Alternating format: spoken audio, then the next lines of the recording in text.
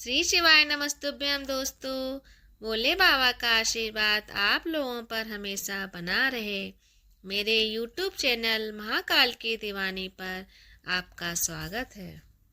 मेरी दी हुई जानकारी अगर आप लोगों को अच्छी लगे तो प्लीज़ मेरे चैनल को सब्सक्राइब कीजिए, जिससे नई नई जानकारियाँ आप लोगों को मिलती रहें।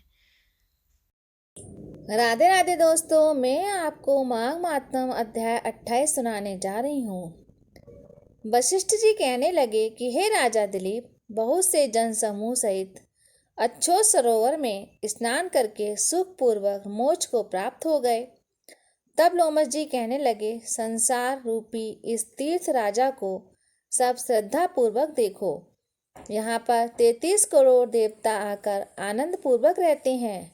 यह अक्षय वट है जिनकी जड़ें पाताल तक गई हैं, और मार्कंडेय ऋषि प्रलय के समय भगवान इसी अक्षय तट का आश्रय लेते हैं। यही शिव जी की प्रिय भगवती भागीरथी है। इसकी सिद्धि लोग सेवा करते हैं। ये गंगा स्वर्ग के हेतु पताका है। इसका जल पीकर मनुष्य मुक्त हो जाते हैं। हे मुनि, सभी प्राणी इस नदी को यमुना से मिली हुई पाते हैं। इसका संगम बड़े पुण्य से प्राप्त होता है। इसके स्नान से जन्म मृत्यु रूपी दनालव ने से कोई नहीं तपता, परंतु ज्ञान प्राप्त करके मुक्त हो जाता है। यहाँ पर स्नान करने से सभी प्राणी बिना ज्ञान के भी मुक्त हो जाते हैं। इसलिए ब्रह्मा जी ने यहाँ यज्ञ करने की इच्छा की थी। इसी संगम में भगवान विष्णु ने स्त्री प्राप्ति की इच्छा से स्नान करके लक्ष्मी जी को प्राप्त किया। यहाँ पर त्रिशूलधारी शिव जी ने त्रिपर दैत्य को मारा था, और प्राचीन काल में उर्वशी स्वर्ग से गिरी थी तथा स्वर्ग पाने की इच्छा से यहाँ पर ही उसने स्नान करके नुकुल कुल के राजा ययाति के वंशधर पुत्र प्राप्त किया। यहाँ पर इंद्र ने प्राचीन काल में धन की इच्छा से स्नान किया था, और माया से कुबेर से सब धन प्राप्त किया था। प्राचीन काल में नारायण तथा नर ने हजारों वर्ष तक प्रयाग में निराहार रहकर उत्तम धर्म किया था।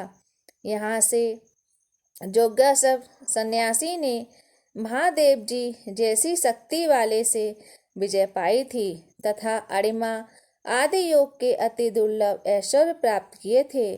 इसी क्षेत्र में तपस्या करके श्री भारद्वाज सप्त ऋषियों में सम्मिलित हुए। जिन्होंने भी यहाँ स्नान किया सबको स्वर्ग की प्राप्ति हुई। इसलिए हमारे विचार से तुम त्रिवेणी में स्नान करो। इस स्नान से पहले किए हुए तुम्हारे सब पाप नष्ट हो जाएंगे और संपूर्ण वैभव को प्राप्त हो जाओगे।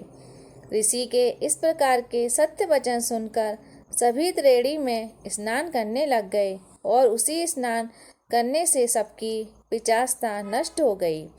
सांप से विमुक्त होकर उन्होंने अपना शरीर धारण कर लिया।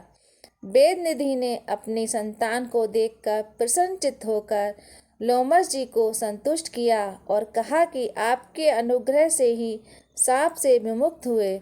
अब आप इन बालकों के योग धर्म को कहिए। लोमस जी ने कहा कि इस युवा कुमार ने वेदों का अध्ययन समाप्त कर लिया है, इसलिए इन कन्याओं के प्रीतिपूर्वक कर कमलों को ग्रहण करें।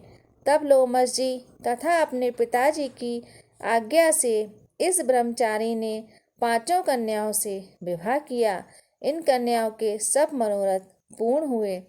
जिसके घर में लिखा हुआ ये महात्म पूजा जाता है, वहाँ नारायण ही पूजे जाते हैं।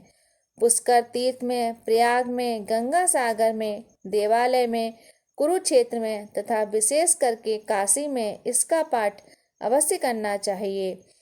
पुष्कर तीर्थ में ग्रहण के अवसर पर इसका पाठ का दुगना फल मिलता है, और मरने पर वैश्य पद को प्राप्त होता है।